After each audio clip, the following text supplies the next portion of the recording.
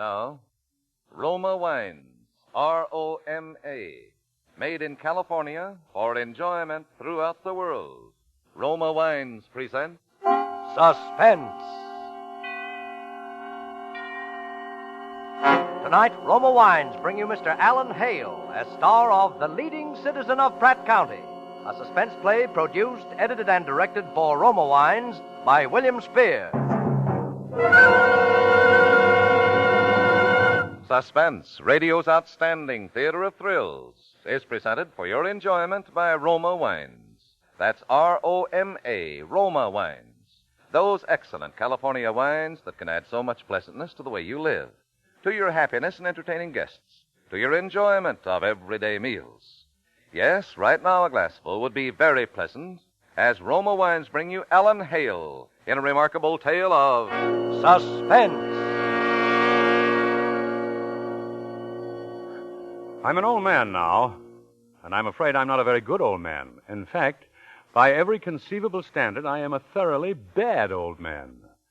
Not that such a thing is known or even suspected in Pratt County. To the contrary, here it is the universal and unshakable opinion that I combine the wisdom of Solomon with the virtues of the 12 apostles.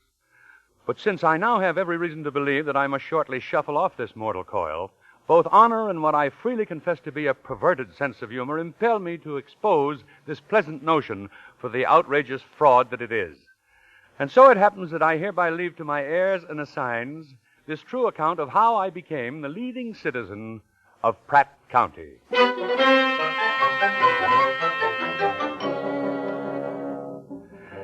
It was some 20 years ago that I first found myself driving through this part of the country with an associate of mine after the completion of a fairly successful operation on the West Coast, which necessitated our speedy trip east. We had been driving along the banks of a lovely stream across a grassy plateau known in some western states as a park, and were heading toward a lush and fertile valley of farmland that could be seen some miles below. But for some unaccountable reason, the intervening area was the hottest, the dustiest, the most desolate and altogether poisonous strip of country it has ever been my misfortune to encounter. And right in the middle of this desert was I use the word loosely, a town. And it was right on the outskirts of this town that my partner at last forced me to divulge certain unfortunate facts that were destined to alter the entire direction of my life. Why, you crook.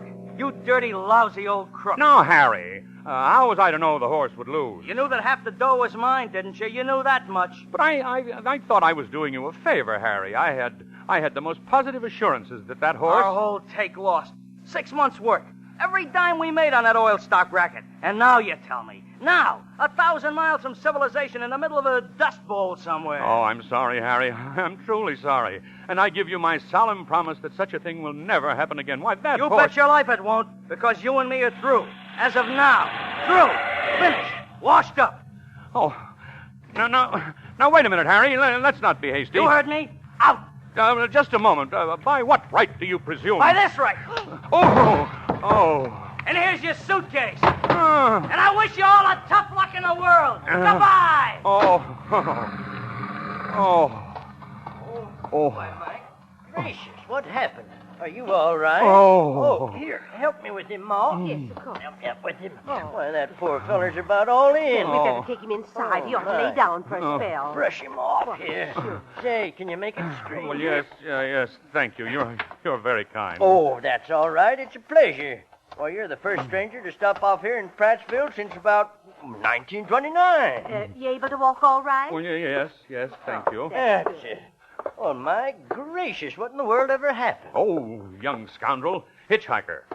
Picked him up a few miles back, and the next thing I knew, he assaulted me, took my money, and made off with my car. Well, I you declare. know. Come on into the house. Yes. Well, yes, you see, it's not that I care about the money, and the car is heavily insured. Of course, it's the inconvenience. Oh.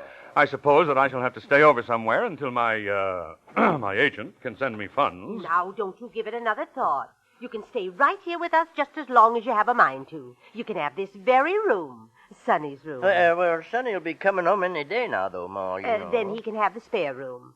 Sonny's our boy. He's up at State University, see?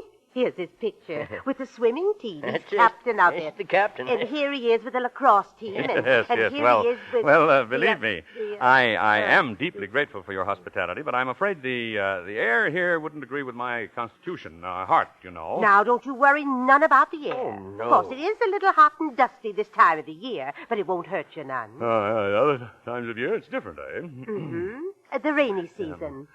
Gets real muddy there. Yeah, well, I see how it would. Well, there's a funny thing about this town, though. They do say that when it was first settled, it was one of the prettiest little places you could find in the whole state.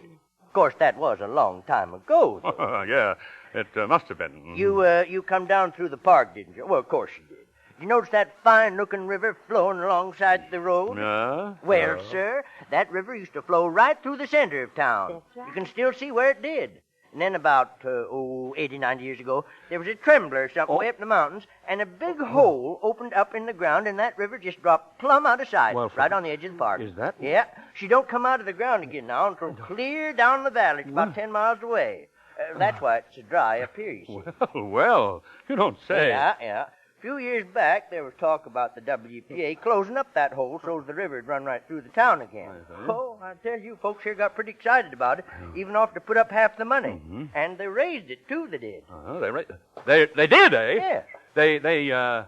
They raised the money? That's right. Oh, there's folks around here got money all right when they got a mind to let loose of it. Oh, I see.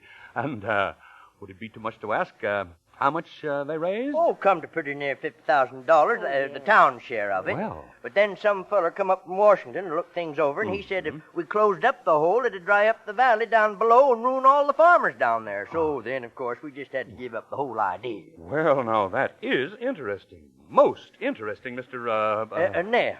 Woodrow Neff. Yeah. Of course, this is Mrs. Neff here. Yes. A great pleasure, Mr. Neff. Mrs. Neff. Thank you. My name is Witherspoon. Alonzo P. Witherspoon. Professor Witherspoon. A professor? Professor? My, wait till Sonny hears we got a real professor in the house. As I say, Mr. Neff, this is most interesting, particularly interesting to me, as it happens that I am a professor of geology, and in that capacity I serve as technical advisor to Senator Cotton of the Committee of National Parks and Monuments and Subterranean Waterways. You've heard of Senator Cotton, of course. Why, sure. Well, say, maybe you've already heard of this river of ours. Green River, it's called. Precisely what I was coming to, Mr. Neff. As you were speaking, I began to remember the discussions we had had in committee. It was some years ago, wasn't it? 1936, wasn't it, Pa? Summer of 36 was when the feller come out here. Exactly. And I remember telling Senator Cotton at the time that we must look into the whole project again, when the sedimentary substrata had been given time to settle. Then, of course, it was forgotten in the press of other matters. You know how those things are in Washington. Well, I declare. And now, by the merest chance, I am given the perfect opportunity of examining Green River for myself. Oh, it's an ill wind that blows nobody good, eh, Mr. Neff? Well, say, now you will have to stay with us a while. Yes, Mr. Neff. I think I must. I really think I must.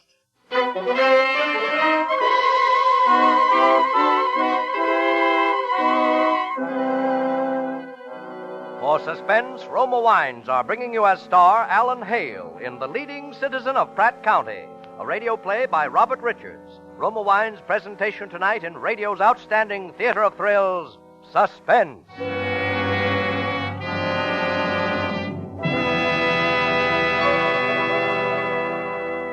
Between the acts of Suspense, this is Truman Bradley for Roma Wines. One of the best-natured men I know has a knack for enjoying life's leisure moments. He's a hard worker on the job, but when he comes home, he and his wife make a ritual of a quiet, companionable chat and a glass or two of delightful Roma California sherry before dinner. Millions of other men look forward daily to such a welcome with Roma sherry. For millions of wives have made golden amber Roma sherry America's favorite first call to dinner. Yes, Roma sherry, with its mellow, inviting nut-like taste, makes mealtime more welcome, helps you appreciate more keenly the good food to come. Enjoy the tempting fragrance and satisfying taste luxury of Roma sherry yourself. Make glorious Roma sherry your first call to dinner, as I do. If friends drop in later on, greet them graciously with Roma sherry, the keynote of friendly hospitality. Best of all, Roma, America's favorite wine costs no more than ordinary wines. So tomorrow, insist on Roma, R-O-M-A, Roma wine. Remember, more Americans enjoy Roma than any other wine. And now, Roma Wines bring back to our Hollywood soundstage Alan Hale as Professor Alonzo P. Witherspoon in The Leading Citizen of Pratt County, a tale well calculated to keep you in suspense.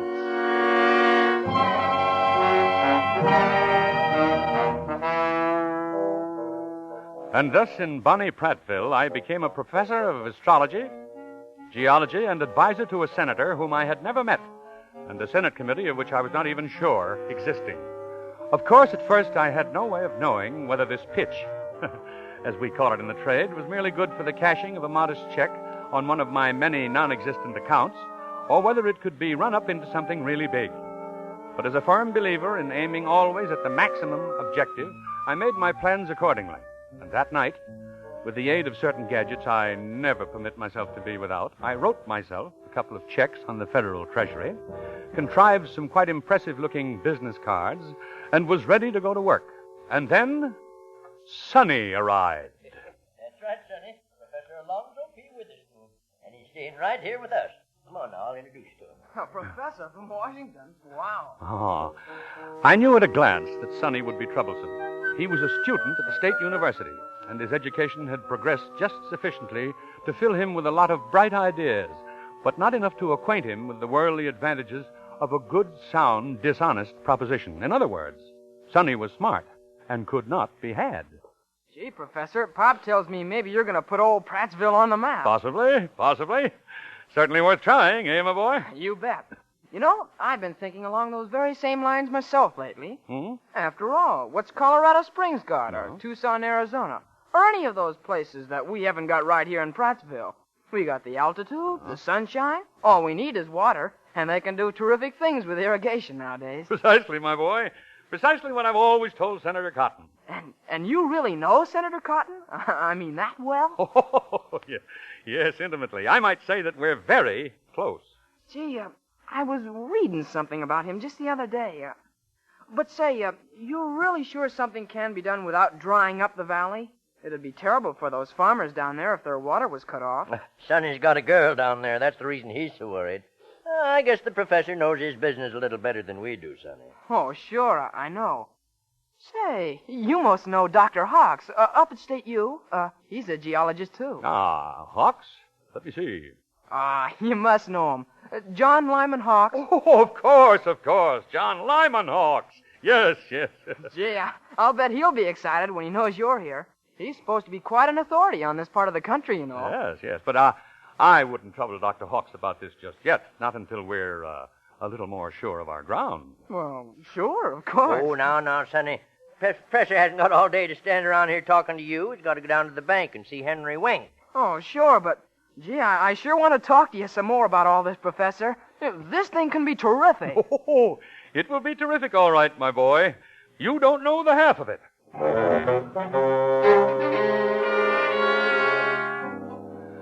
You can see what I mean about Sonny. Now, Henry Wank, on the other hand, was quite another proposition. He was and still is the town's mayor, only banker, and chief real estate owner. And the answer to a confidence man's prayer. Because he was always so busy thinking what a smart crook he was that it never occurred to him that he might be dealing with someone who was even smarter and crookeder. Mr. Wink had larceny in his heart, and I knew we were going to do business. Well, what's your proposition? Well, it's always refreshing to meet a man with whom one can get right down to business. All right, let's get down to it. Very well. You know, of course, Mr. Wink, that if this Green River project goes through, and if we do run the river through town, real estate values here will skyrocket. And when they do, somebody is going to make an awful lot of money. Yeah, meaning mostly me, that's right. Well, what about it? Well, now let me ask you something. About these farmers in the valley, if their water were cut off, if they were, inconvenienced... They'd be more than inconvenienced. They'd be finished, and you know it. Yes, but how much would you be concerned, financially, I mean? Well, I'd be sorry to see it happen. But financially, it wouldn't worry me a bit. I see. The courier quoted you as saying that wouldn't happen, that we could have our river and the farmers would get their water just the same. You know how inaccurate the newspapers are, Mr. Wink. No, then it would happen. Mr. Wink, have you ever stopped to consider how much you personally would make if this did go through? Well, I'd say it could run up to 3 or 4 million in time. Well, you can sometimes get things done in Washington. Aha, I knew you had a proposition. You realize, of course, Mr. Wink, that I'm an essential factor in this whole thing. You just can't send anybody to Washington on a thing like this. You have to have someone who is in on the inside, who enjoys the complete confidence of the right people. I know all about that. I just want to know how you get yours. By the very simple expedient of becoming your partner, Mr. Wink, in a small way. Yeah. How small? Well, I have here a government check for $2,500. I suggest we form a little syndicate. I think this check should entitle me to a modest share of, say, 5%. Then you figure the whole thing can be swung for $50,000. Approximately. Can you raise the money? Well, it's a lot, but I can get it. We'd better put this in writing. Oh, now, really, Mr. Wink. One hardly puts things of this nature in writing. Then how do I know you'll come through with your end? Well, you have my check. I'll endorse it to you. You hold it. Any investigation of how a man in my position happened to be giving you $2,500 would be seriously embarrassing for me. Yes, it sure would, at that. One more thing, Mr. Wink. You understand that all of this must be kept in the strictest confidence, and all transactions will have to be in cash. Don't you worry about what I understand. I wasn't born yesterday, neither.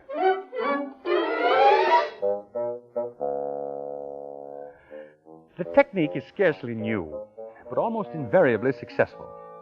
The victim is made to feel that he is the chief conspirator, and his own dishonesty and greed accomplishes the rest. So with Henry Wink. Next afternoon, for the sake of appearances, Mr. Wink and I headed a small group to look over once again the crucial spot where Green River dips into the earth to begin its subterranean wanderings, and once again I clambered down over the mass of rocks to a little ledge some 20 feet above the water. Now, look down there, Professor. You see, it falls into that big pool down there, and then it just disappears. Ah, yes. Excellent possibilities. Excellent. There, you see, gentlemen? The professor figures to begin the concrete work just about here. The trap was baited, set, and ready to be sprung. All seemed for the best in this best of all possible worlds.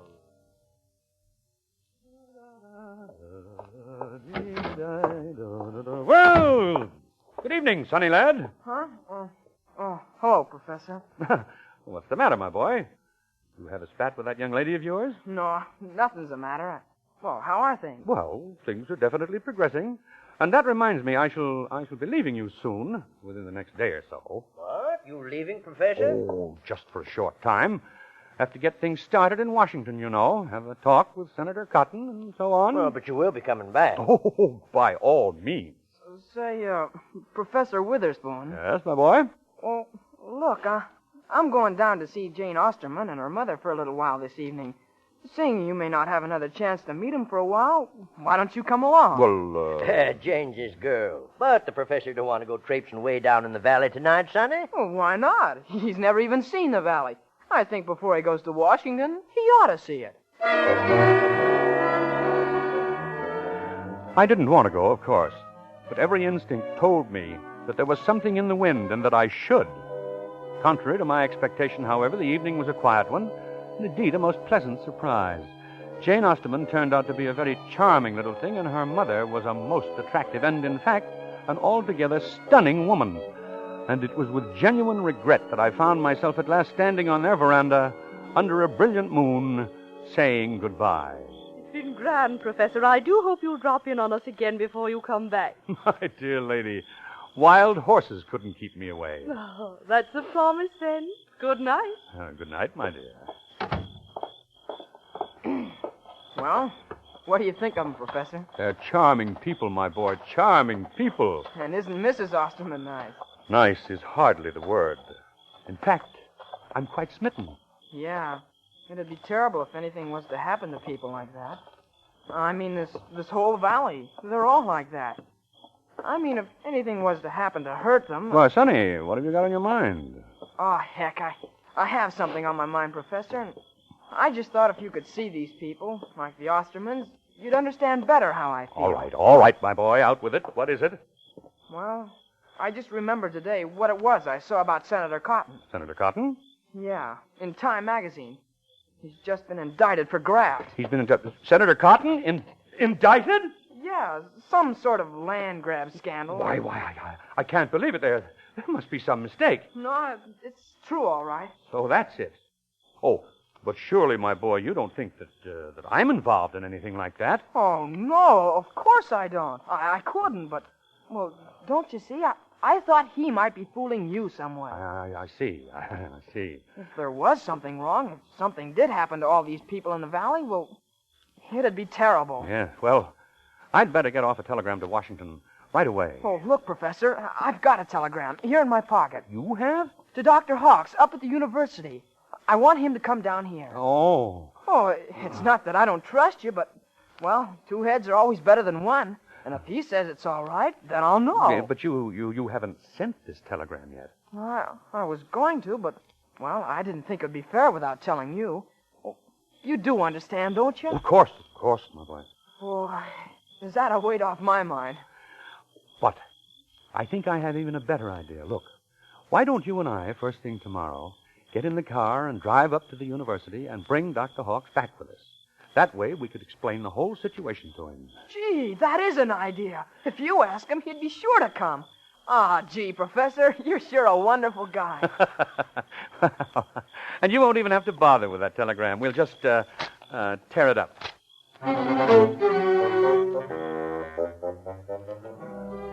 I had grown quite fond of Sonny, but when it's a matter of $50,000, particularly to one of my advancing years, sentiment must yield to necessity. And so, when Sonny and I started out in the family car next morning, I had my plans prepared. I also had the $50,000 in cash. We ought to be there sometime this afternoon. It's only about 300 miles. Splendid. Well, look here. We're right about to go past the place where Green River goes underground, aren't we? Uh-huh. Well, why don't we stop a moment? You know, there's a couple of things that you really ought to see for yourself before we talk to Dr. Hawks. That's John Lyman Hawks, that is. Well, all right. I may be able to prove to you right here on this spot that the old professor's ideas aren't quite so wild-eyed as you may suppose. Ah, Professor, you know I don't think that. Oh, just joking, my boy, just joking. Come along. Now, careful climbing down over those rocks.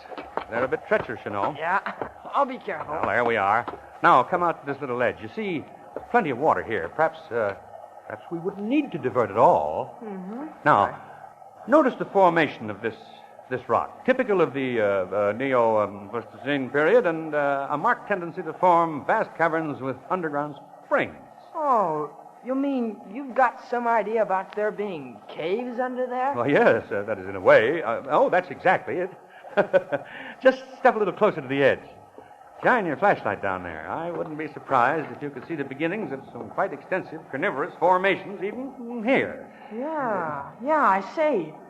Gee, maybe if there wasn't so much water, people could even go down there and explore. The rock was quite slippery.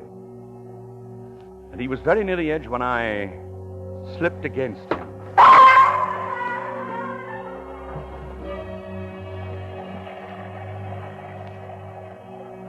I saw his flashlight bobbing for a moment in the dark pool below, and then the current swept it on, and it was gone.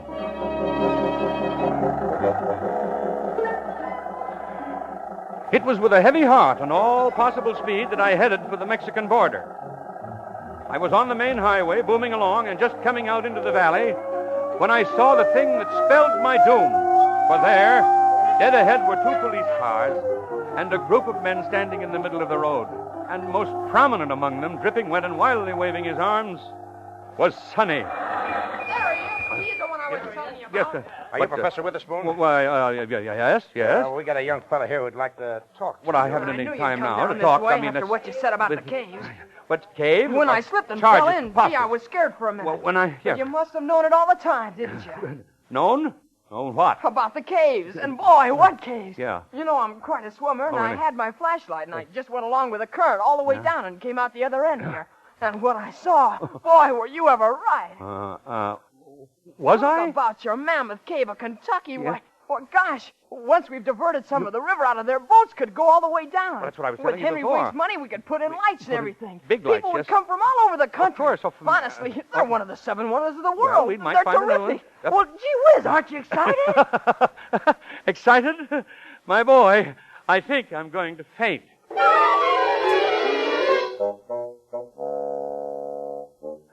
And so, if you have ever been in this part of the country, you will surely have heard of the marvelous underground river of Pratt, a source of endless delight to tourists and a very substantial revenue to our citizens, and our famous falls, Pratt Falls.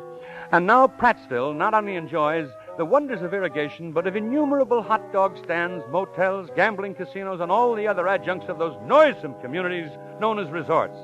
As for myself, I am the general manager of the caverns at a very handsome stipend and have been living for many years in solid and respectable domesticity with the former widow Osterman. What I have done is really nothing. Really nothing. It's no more than any public-spirited man would have done, but I must confess that, call it vanity, if you will, it is a source of enormous and constant enjoyment to me whenever I am proudly pointed out to the admiring newcomers as the leading citizen of Pratt County.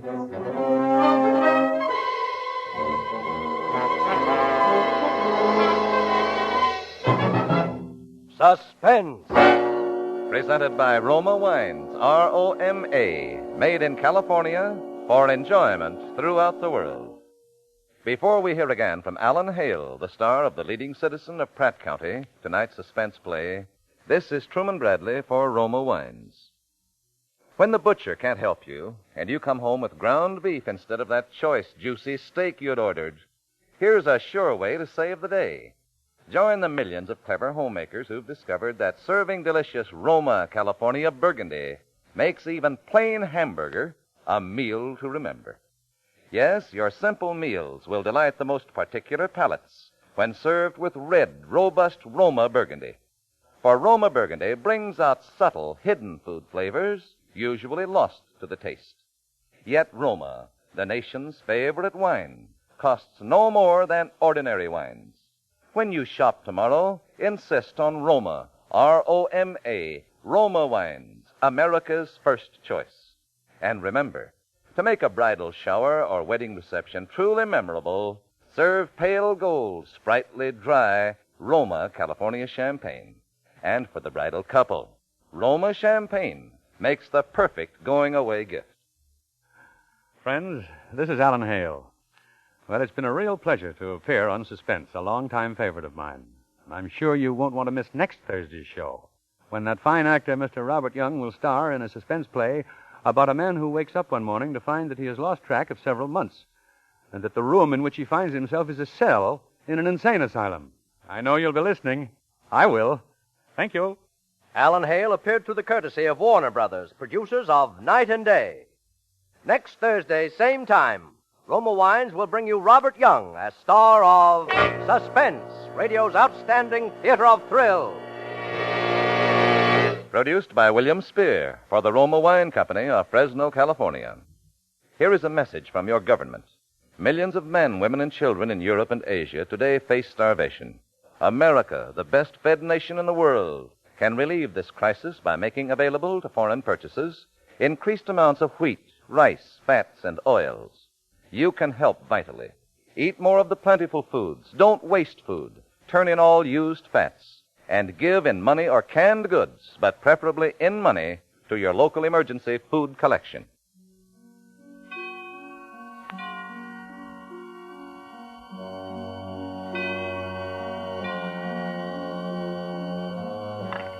This is CBS, the Columbia Broadcasting System.